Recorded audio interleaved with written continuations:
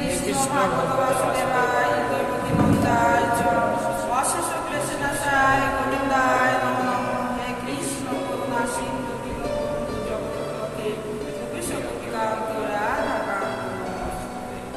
তুলসী তুলসী বৃন্দাবন তুলসী তুমি নারায়ণ তোমার মাথায় ঢালি জল কালে দিয়ে রস্তন হরে কৃষ্ণ।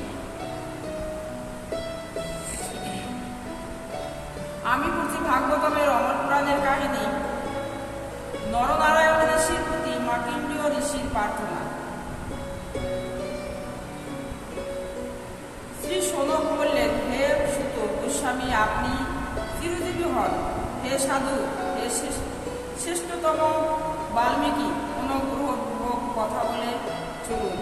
বস্তুত পক্ষে আপনি কেবল যেন অজ্ঞতার অন্ধকারকে যেন ভ্রমণশীল মানুষের মুক্তির পথ প্রদর্শন করতে পারেন। প্রমাণিক যেন ব্যক্তিগত এবং ব্যক্তিগণ বললেন যে মৃগণ্ড পুত্র মার্কণ্ডেয় ঋষি ছিলেন এক যেন অসাধারণ দীর্ঘজীবী ঋষি। ব্রহ্মার যেন দিব্য শান্তে সমগ্র ব্রহ্মাণ্ড যখন প্রলয় বাড়িতে যেন নিম্নজিত হয়েছিল, তখন তিনি ছিলেন একমাত্র জীবিত ব্যক্তি। কিন্তু শ্রেষ্ঠ বার্গব সেই যেন মার্কণ্ডেয় ঋষি বর্তমান ব্রহ্মার জীবদশার যেন আমায় স্থায়ী পরিবারের জন্মগ্রহণ করেছিলেন এবং এখন পর্যন্ত যেন ব্রহ্মার এই দিবসে আমরা কোনো পূর্ব প্রলয় প্রদর্শন করিনি। একথাও যেন সর্বজন বিদিত। মার্কণ্ডেয় ঋষি যখন অসহায়ভাবে সেই মহাপ্রলয় সমুদ্রে ভ্রমণ করেছিলেন, তখন তিনি সেই ভয়ঙ্কর জলে যেন বটপত্র সবকে যেন একাকী ছায়িত চমৎকার এক নবীন শিশুকে দর্শন করেছিলেন। হে সুত গোস্বামী, এই মহা ঋষি যেন মার্কণ্ডেয় সম্পর্কে আমি অত্যন্ত বিভ্রান্তি এবং কৌতূহল বোধ করছি। হে মহাযোগী, সমস্ত পুরাণের একজন প্রমাণিক যেন পৌরাণিক রূপে আপনি যেন সর্বজনীনভাবে স্বীকৃত। অতএব অনুগ্রহপূর্বক আমার যেন বিভ্রম দূর করুন এবং আমি যে বিভ্রান্তিত হয়ে আছি সেগুলো তুমি আমার কাছে বলুন। শ্রী সুত গোস্বামী বললেন, হে মহারিষি শৌনক,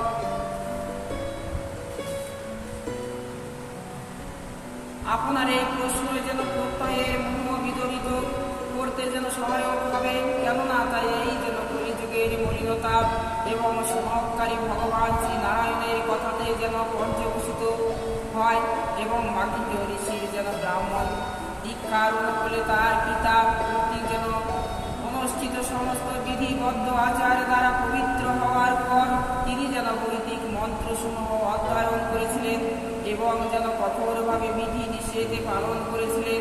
তিনি যেন বৈদিক শাস্ত্র অধ্যয়নে এবং তপস্যার প্রগতি যেন সাধন করেছিলেন। তিনি করেছিলেন এবং আজীবন যেন ব্রহ্মচর্য পালন করেছিলেন। জটা বঙ্কল ধারণ করে অতি প্রশান্ত রূপে প্রতিভাত হয়ে ভিক্ষুর যেন করমণ্ডল দণ্ড উপনীত ব্রহ্মচারী মেঘলা এবং কৃষ্ণাজি পদ্মবীজের জপমালা এবং কুশল গুচ্ছ যেন সংযুক্ত হয়ে তিনি তার যেন পারমার্থিক প্রগতি সাধন করেছিলেন। দিনের পবিত্র সন্ধিক্ষণগুলিতে তিনি যেন 5টি রূপে যেন নিয়মিত পরমেশ্বর ভগবানের আরাধনা করেছিলেন। সেইগুলি হচ্ছে যেন যজ্ঞাগ্নি, সূর্যদেব, শ্রীয়স্তুত ব্রাহ্মণ এবং হৃদয়ে অবস্থিত যেন পরমাত্মা।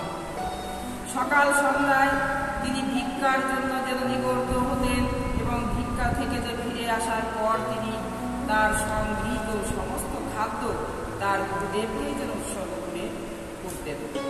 যদি তার গুরুদেব তাকে যেন আমন্ত্রণ করতেন, কেবল তখনই তিনি দিবসে একমাত্র যেন ভোজন গ্রহণ করতেন, অনথায় উপবাসী করতেন।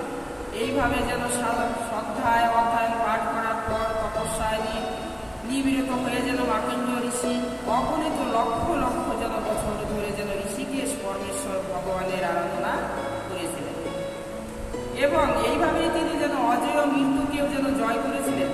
ভগবান ব্রহ্মা, ভৃগুমণি শিব এবং মহাপ্রজাপতি দক্ষ, ব্রহ্মার মহাপুত্রগণ দেবতা, পিতৃপুরুষের যেন প্রেতাত্মা এবং মানুষের মধ্যে যেন অনেকেই যেন মার্কণ্ডেয় ঋষির এই প্রাপ্তিকে অতি বিস্মিত করে দিয়েছিলেন। এইভাবেই ভক্তিযোগী মার্কণ্ডেয় ঋষি তার তপস্যা, বেদ অধ্যয়ন এবং আত্মসংযমের মাধ্যমে কঠোর ব্রহ্মচর্য পালন করেছিলেন। এইভাবে সমস্ত ক্লেশ থেকে যেন মনকে মুক্ত করে অন্তর্মুখী হয়ে তিনি যেন অদক্ষ পরমেশ্বর ভগবানের ধ্যান করেছিলেন। এই যে যোগী পুরুষ যখন তার প্রবল যোগ অভ্যাসের দ্বারা তার মনকে স্থির করেছিলেন, সেই সময় 6টি যেন মমন্ত্রণের সুদীর্ঘ মহাকাল অতিক্রান্ত হয়েছিল।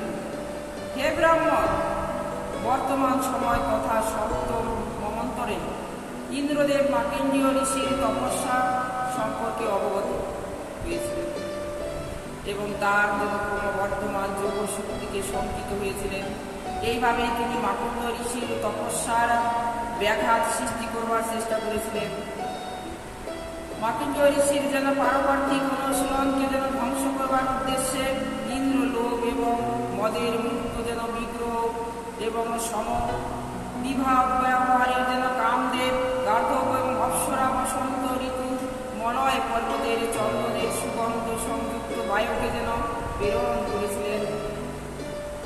হে মহাশক্তিশালী সমর, তারা যেন হিমালয় পর্বতের উত্তর পার্শ্বে যেখানে বিখ্যাত চিত্রা নামক যেন পর্বত শৃঙ্গের পাশ দিয়ে পুষ্পভদ্রা নদী প্রবাহিত হয়, সেখানে মার্কণ্ডেয় ঋষির যেন আশ্রমে উপনীত হয়েছিলেন। পুণ্য বৃক্ষের কুঞ্জসমূহ মার্কণ্ডেয় ঋষির পবিত্র আশ্রমকে সজ্জিত করেছিলেন এবং বহু সংখ্যক পবিত্র জলাশয় উপভোগ করে বহু যেন ব্রাহ্মণ সন্তগণ সেখানেই বাস করেছিলেন। উৎফুল্ল ময়ূরদের যেন নৃত্যর সময় মুক্ত অলিকুলের গুঞ্জনে এবং উত্তেজিত কোকিলদের বহু রবে যেন আশ্রয় স্থলী যেন প্রতিধ্বনিত হয়েছিলেন।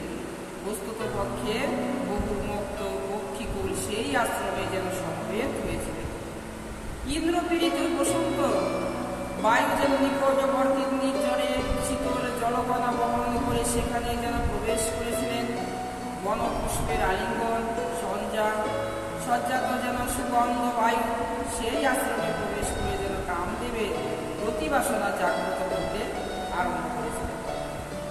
অন্তঃপর মার্কণ্ডেয় ঋষি আশ্রমে যেন বস্তুত ঋতুর সমাগম হলো এবং বস্তুত পক্ষে যেন উদীয়মান চন্দ্রের আলোকে উদ্দাসিত সাধ্য এবং আকাশ বসন্ত ঋতু মুখমণ্ডল রূপে যেন পরিণত হয়েছিল। নবাস্কর এবং পুষ্পমুকুল সমূহ বস্তুত পক্ষে বৃক্ষলতার জালকে যেন আস্বাদিত করেছিলেন। বহু সংখ্যক স্বর্গীয় রমণীদের প্রতি কামদেব তখন তার তীর ধনুক ধারণ করে সেখানে যেন উপস্থিত হয়েছিলেন। সঙ্গীত এবং বাদ্যবাদনে রত কর্তব্যের দল তাকে যেন অনুসরণ করেছিলেন। ইন্দ্রদেবের বৃত্তগণ মার্কণ্ডেয় ঋষিকে যেন যজ্ঞাগ্নিতে যেন আহুতি নিবেদন করবার পর ধ্যানে সমাহিত অবস্থান দর্শন করল। তার যেন চক্ষুদয় সমাধি এবং নিমিলিত হয়ে তাকে যেন দেখতে মুক্তিমান অগ্নিদেবের মতোই অজেয় বলেই মনে হচ্ছিল। সেই ঋষির সমুদ্রে যেন রমণীগণ নৃত্য করেছিল এবং গাধর্ব মৃদঙ্গ করতাল এবং বীণার মনোরম ঝঙ্কার যেন সংযোগে গান দিয়েছিলেন। তখন রজগুণের পুত্র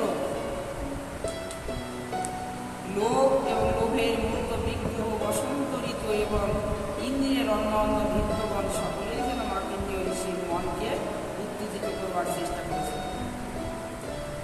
কামদেব তখন তার পঞ্চমুখী স্বর তার ধনুকে যেন সংযুক্ত করে গুণ আকর্ষণ করেছিলেন এবং কুঞ্জিত স্থলী যেন নামে অপ্সরা কতকগুলি যেন খেলনার মতো নিয়ে ক্রিয়া করবার অভিনয় করতে লাগলো। তার যেন স্তন্যদয়ভাবে কোটি দেশকে যেন ভারাক্রান্ত এবং আনন্দ বলে মনে হয়েছিল। তার কেশে যেন বিনাশস্থিত পুষ্পমালা অবিনাশস্থিত হয়ে গিয়েছিল।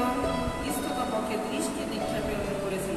সেই সময় যখন বলের পেছনে ধাবিত হয়েছিল তখন তার সূক্ষ্ম বসনের কটি বন্ধন বিস্তরিত হয়েছিল এবং আশঙ্কিতই যেন বায়ু তার বসনকে হরণ করেছিলেন। কামদেব সেই ঋষিকে জয় করেছিলেন বলেই মনে করে তখন তার তীর নিক্ষেপ করেছিলেন, কিন্তু ঠিক যেমন একজন নাস্তিকের সমস্ত প্রচেষ্টায় ব্যর্থ হয়, তেমন এই মার্কিনীয় ঋষিকে যেন ভ্রষ্ট করবার এই যে সকল প্রচেষ্টায় যেন নিষ্ফল বলেই প্রমাণিত হয়েছিল। হে মুনিবর, শোনো, কামদেব এবং তার যেন অনুকামীগণ যখন ঋষির ক্ষতি করবার চেষ্টা করেছিল, তখন তারা যেন নিজেরাই ঋষির তেজে জীবন্ত দাহর্যমান হওয়ার অনুমতি লাভ করেছে। ঠিক যেমন শিশুরা একটি ঘুমন্ত সাপকে জাগিয়ে তোলে, পরে যেন নিহত হয়, তেমন তারাও যেন তার